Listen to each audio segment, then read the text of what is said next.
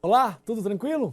Bom, último ponto de atos administrativos e você vê aqui as extinções. Mas antes de iniciarmos propriamente cada uma e explicando as suas particularidades, anota uma frase que ela vai te ajudar muito dentro de convalidação. Se o vício, anota lá, se o vício do ato for sanável, a nulidade é relativa. Se o vício do ato for sanável, a nulidade é relativa. E o ato não será nulo. Se o vício do ato for sanável, a nulidade é relativa. E o ato não será nulo, mas anulável. Anulável. Então é assim que nós analisamos. Se o vício for sanável, o ato não será nulo, porém anulável. Joia? Nulidade relativa, ato anulável. Fácil. Agora sim, rematamos lá, fechamos o raciocínio, extinção do ato administrativo. Anulação, você já está careca de saber. Anulação, o vício é de ilegalidade. Além disso, tanto a administração pública quanto o Poder Judiciário devem anular. Prefiro que você, claro, faz a leitura da súmula 473 do STF, que é uma cobrança clássica, nunca vai sair esse troço, mas vá pelo artigo 53 da Lei 9784 de 99. Já conversamos, já montamos o quadro. Se a anulação, o vício é de ilegalidade, nós temos efeitos ex tunc. Tudo é apagado, nada pode ali permanecer. Vai ao passado, claro, vai retroagir, sim, como não poderia ser diferente. Tem que retroagir e apaga tudo. Quando eu falo da revogação, a revogação muda. Na revogação, a regra é que só a administração pública vai atuar. Além disso, nós estamos revogando por questões de inconveniência ou inoportunidade, lembrando que os efeitos agora não retroagem, não vão ao passado, os efeitos são ex nunc, não vai ao passado, não retroage. Fácil. Aí eu quero que você depois saiba, todo e qualquer ato pode ser revogado? Não, já vimos também. Atos que geraram direitos adquiridos, atos vinculados, atos consumados, atos exauridos, nós não temos aqui a possibilidade da revogação. Lembrando que esse conceito de anulação e esse conceito de revogação serão extremamente úteis quando falarmos de licitação e realizarmos a análise conjunta dos artigos 49 e 59 da 8666. Fazendo a análise conjunta do 49 e 59, pode ter certeza que você vai se utilizar desse conceito lá em licitação. Aí nós chegamos na cassação.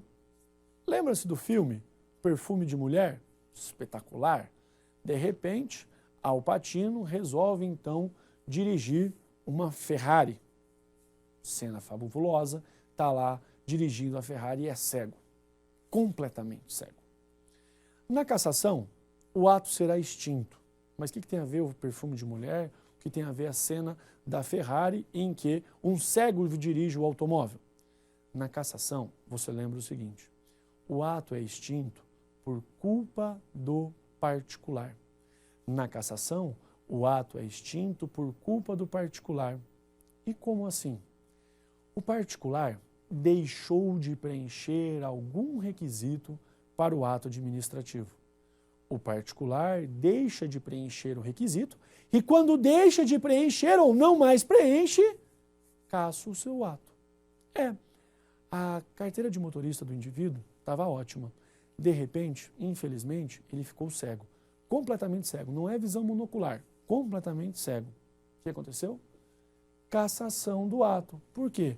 Porque por culpa do particular, eu tenho o não preenchimento de um requisito essencial. Sinto muito, não posso fazer nada. O ato foi cassado. Ao contrário, eu tenho a caducidade. Na caducidade, as coisas mudam um pouquinho. Na caducidade, eu não falo mais de culpa do particular. Na caducidade, a bem da verdade, não existe culpa. Você fala, tá, Barbieri, mas o resultado é o mesmo. Sim, porque eu estou dentro da extinção. O resultado é o mesmo. Qualquer uma aqui, da letra A à letra G, o resultado é o mesmo. O ato será extinto. Só que na caducidade, sabe o que aconteceu? Veio uma lei nova que altera, que modifica uma situação consolidada lá no passado. E essa lei nova que alterou, essa lei nova que modificou, ela fez uma alteração tamanha que o particular, pobre coitado, mesmo que não tivesse culpa nenhuma, foi atingido. E o exemplo clássico da cobrança é o seguinte: nós temos um bairro e esse bairro ele é residencial com pontos específicos em que eu tenho ali comércios. Ótimo. Vem uma lei nova, o plano diretor. E o plano diretor diz o seguinte: olha, a partir de agora esse bairro é um bairro exclusivamente residencial. Não é preferencialmente, é exclusivamente residencial. Aqueles que estão localizados com comércios naquela região, necessariamente devem retirar os seus comércios. Por quê? Porque uma lei nova muda, altera uma situação consolidada já no passado. E não há a relação de culpa, não há a ideia de culpa. Existe basicamente uma lei que muda. E aí, fazer o quê, né? Então aqui eu estou diante do conceito de caducidade. Na caducidade, só tomam cuidado que essa caducidade não tem nada a ver com aquela voltada aos serviços públicos.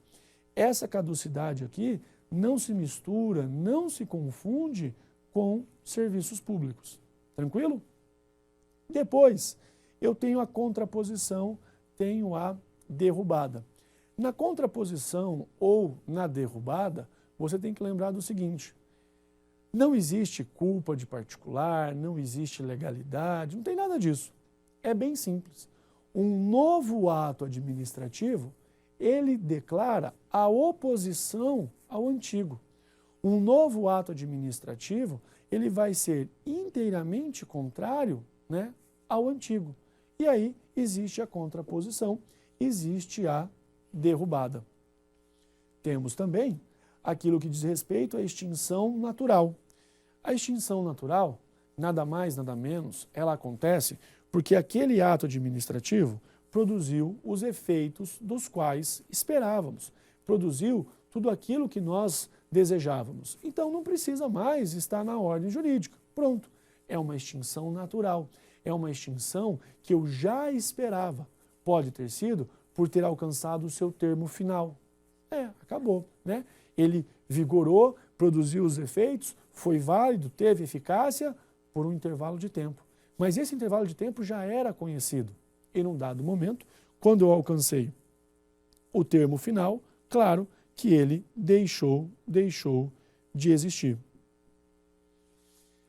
Concluímos com o desaparecimento. Imagine lá que eu tenho um bem tombado. Ocorreu tombamento. Uma das hipóteses, uma das modalidades de intervenção do Estado na propriedade privada. E vou tombar por quê? Porque lá no artigo 216 da Constituição Federal existe um valor especial. E aquele valor especial merece ser protegido. Tá bom, então tá lá o bem tombado, bonitinho, tem uma casa tombada. De repente, choveu muito. A tubulação que passa naquela área rompeu. O rio que também passa ali transbordou. O solo virou água. Aquela casa foi engolida por uma cratera. Pois é, engoliu todo o imóvel. O tombamento ali aconteceu o quê? Desapareceu.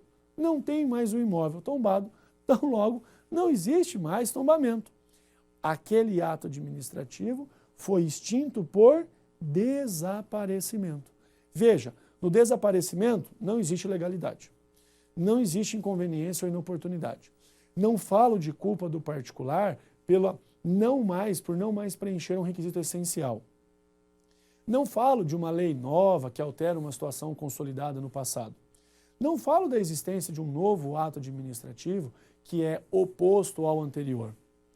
Não falo do seu termo final, por exemplo. Não existe isso, né? Se o tombamento está protegendo um bem que existe ali um valor, seja um valor histórico, um valor especial para a sociedade, aí sim, se o bem não existe mais, eu vou tombar o quê? Vou tombar o nada? Não tem como, né? Imagina colocar uma plaquinha, aqui está tombado, porque aqui já existia um bem que tinha um valor especial. Não tem lógica, não teria cabimento isso. Então essas são as formas de extinção. Nesses últimos instantes da nossa aula, eu quero só lhe retomar aqui que você tenha atenção com um exemplo que caiu em prova e muita gente não conseguiu raciocinar. Disse assim, ó, quando eu estou diante de atos administrativos, muitas vezes nós temos a manifestação da autoexecutoriedade. Essa autoexecutoriedade, ela se exterioriza em exigibilidade e executoriedade. O professor Celso Antônio, ele tem um exemplo muito peculiar, né? No livro dele diz assim, a administração pública muitas vezes manifesta a exigibilidade, mas não consegue manifestar a executoriedade. Você fala, como assim? Na autoexecutoriedade é um combo, exigibilidade e executoriedade. Muitas vezes a administração consegue, diante da autoexecutoriedade, manifestar a exigibilidade, mas não consegue manifestar executoriedade. E aí o que acontece? É o exemplo da calçada. A administração pode, por exigibilidade, multar, determinar que a calçada seja feita pelo particular. Tranquilo. Agora eu pergunto para você, e se o particular não realiza? Como é que a administração vai manifestar a executoriedade nesse caso? Como é que ela vai materialmente realizar o ato? Vai lá a administração fazer a calçada? Não vai. Então, cuidado com esse exemplo da calçada. Esse exemplo caiu no CESP e caiu também muito próximo na ESAF, falando que é possível, em determinados atos, a manifestação de exigibilidade sem acompanhar a executoriedade. É muito específico, concorda? Mas é possível sim, é possível sim.